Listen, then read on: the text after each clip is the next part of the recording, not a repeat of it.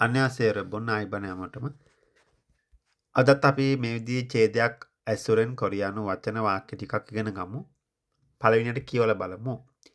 제 친구는 옷 만드는 것을 좋아해요. 시간이 있을 때마다 입지 않은 헌 옷으로 치마나 티셔츠를 만들어요. 친구가 만든 옷은 꼭 돈을 주고 산 옷처럼 예뻐요. 사람들도 만든 옷인지 몰라요. 저도 입지 않은 옷이 많이 있어요. 그래서 친구에게 부탁해서 헌 옷으로 새 옷을 만들어 보려고 해요. 친구가 만든 옷은 세상에서 하나밖에 없어요. 어떤 옷으로 나올지 정말 궁금해요. 감사합니다. වාක්‍ය තේරුම් බලමු. පළවෙනියට මුඩ තියෙන වාක්‍ය බලමු. 제 친구는 මගේ යාළුවා නම් 옷 만드는 것을 좋아해요. රෙදි 만드는 것을 රෙදි හදන එකට කැමති.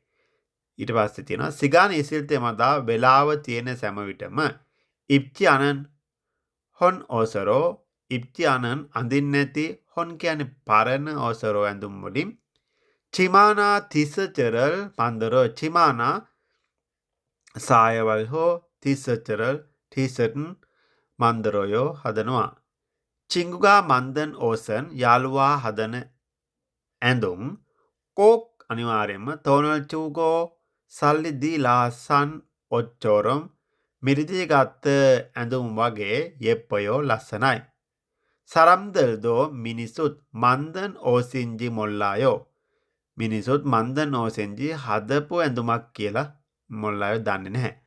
저도 입지 않은 옷이 많이 있어요. 저도 මටත් 입지 않은 옷이 අඳින්න නැති ඇඳුම් 많이 있어요. ගොඩක් තියෙනවා. 그래서 친구에게 부탁해서 그래서 නිසා 친구에게 부탁해서 යාළුවාගෙන් ඉල්ලීමක් කරලා 헌 옷으로 පරණ ඇඳුම් වලින් 새 옷을 만들어 보려고 해요. 새 옷을 අලුත් ඇඳුම් 만들어 보려고 해요. හදලා බලන්න කියලා හදනවා. 친구가 만든 옷은 යාළුවා හදන ඇඳුම් 세상에서 ලෝකේ 하나밖에 없어요. එකකට වඩා නැහැ. අවසාන ටික 어떤 옷으로 나올지 මොන වගේ ඇඳුමින් එයිද කියලා 정말 궁금해요. ඇත්තටම ටිකක් විචිකිච්ඡාවක් තියෙනවා. 감사합니다. ස්තුතියි. ඉතින් මේ ඡේදය බලලා ඉගෙන ගන්න. 감사합니다.